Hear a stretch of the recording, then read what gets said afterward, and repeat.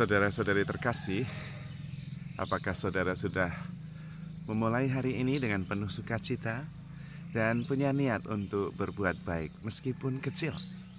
Semoga Tuhan memberkati niat baik saudara.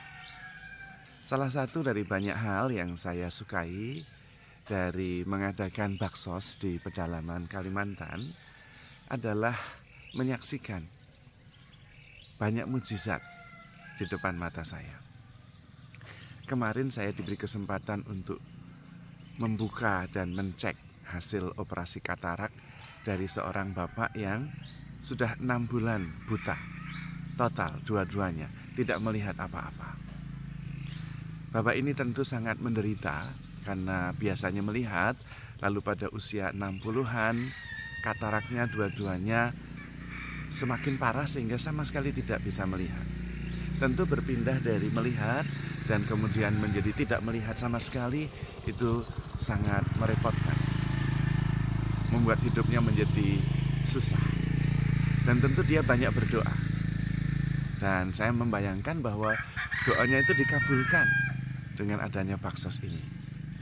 Ketika saya membuka pembalut mukanya, matanya yang tertutup kasa, kemudian saya mencek, saya tanya kepada bapak itu, "Pak, apakah sudah bisa melihat?" Dan menakjubkan, melihat ekspresi wajahnya, kita sungguh-sungguh bisa bersukacita. Dia sangat bahagia dan mengatakan, "Ya, saya melihat lagi." Lalu saya godain dia, "Ini berapa?"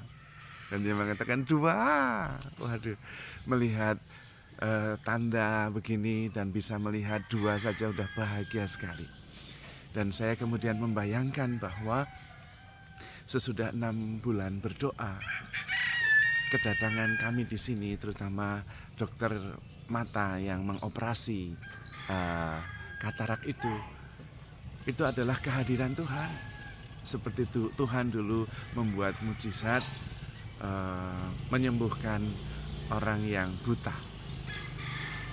Dan kelihatan sekali bahwa itu adalah anugerah yang menakjubkan, sehingga tidak bisa dipungkiri bahwa dia berbahagia sekali.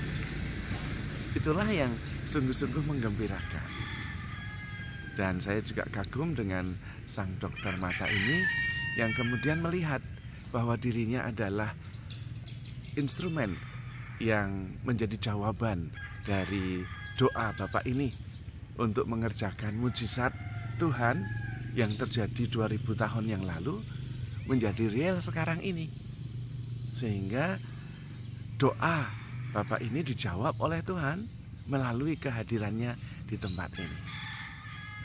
Dan tentu perjalanan proses perencanaan yang tidak singkat ini menjadi sebuah rencana Tuhan yang kemudian menjadi sangat indah, bagaimana semuanya proses itu berujung pada mukjizat.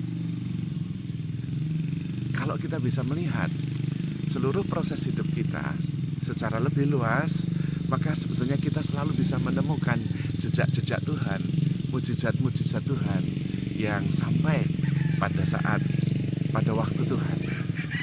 Karena kemudian saya ingat bapak saya waktu saya kecil selalu bercerita tentang kisah hidupnya, bagaimana dia menjalani dan lolos dari 3 perang. Perang zaman Belanda, perang zaman Jepang, dan juga perang kemerdekaan.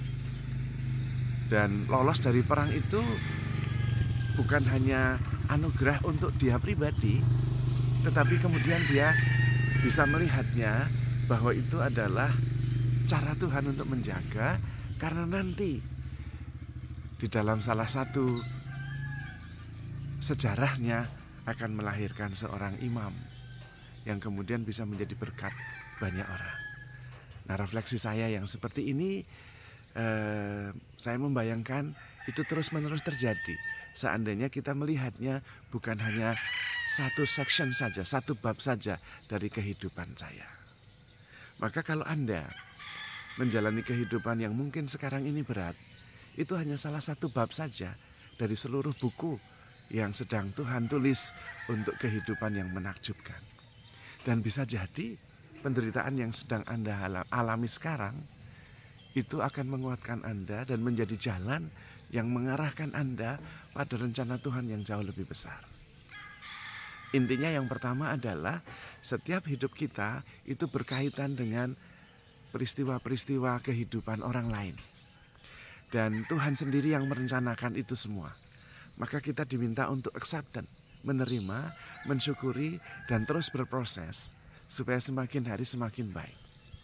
Kalau kita bisa mengikuti rencana Tuhan meskipun kita tidak tahu, dengan terus-menerus berdiskresi, discernment, memilih apa yang Tuhan kehendaki, bisa jadi, dan itu sangat mungkin, hidup kita yang kita berikan dengan ketulusan, dengan kepercayaan penuh, dengan kebaikan, itu menjadi sarana Tuhan untuk melaksanakan rencananya yang begitu ajaib untuk kehidupan banyak orang. Dan kalau kita bisa melihat kehidupan secara lebih luas seperti ini, maka tidak ada kegagalan. Dan juga tidak ada keterpisahan. Sebetulnya kita semua satu. Bukan hanya dokter dan orang yang menderita buta karena tidak bisa melihat dan karena masalah katarak, bukan itu. Tetapi ada yang lebih luas, bahwa orang yang menderita katarak itu mempunyai keluarga yang begitu banyak.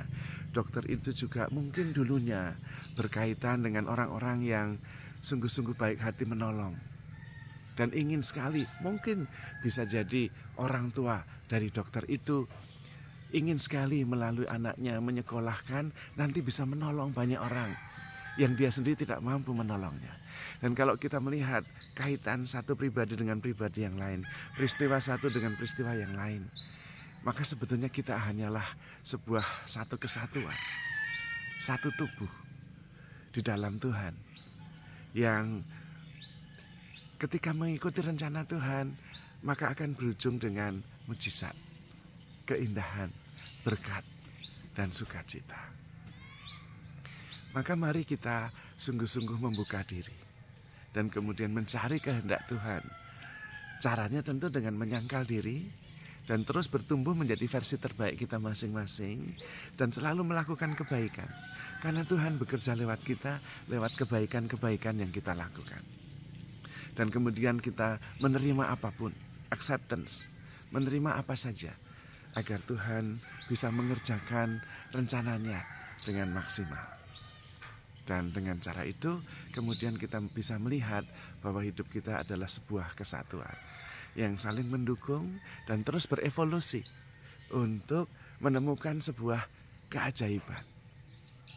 Dan ketika kita bisa melihat bahwa segala-galanya sebetulnya adalah satu, tanpa batas, kita sebetulnya dihindarkan dari rasa takut, kegelisahan, kekecewaan, dan keterpisahan.